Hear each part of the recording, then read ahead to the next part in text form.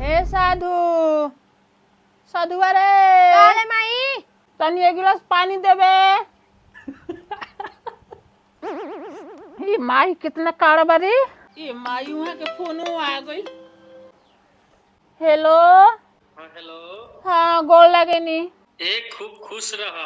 कहीं समाचार? समाचार ठीक बा। तबियत कैसन बा? तबियत हमार ठीक नहीं है, कमजोरी बा, गोड़ घहराता दुनु। कमजोरी हो गइल बा? हाँ। ये तो दूध काहे नहीं पियो? दूध तो पियो तनी 10 दिन से, बड़ा गैस बना होता। खाना खइलू हा? ना खाई बैठल बानी, 10 गो रोटी ले ले बानी। आ दूध पियो तरू कि ना? हाँ दूध पियो तनी, दूध 1 गिलास ढर ले बानी। ना ना झूठ बोल तरू देखैबू। देख ली, रुकी दिखाओ तनी। ए का कह तनी? ए दूधवा काहे पानी लेखा लागता हो? पानी लेखा लागी ना, गइया बकेना हो गइल बे, तनी पंछुछुर लागता दूधवा।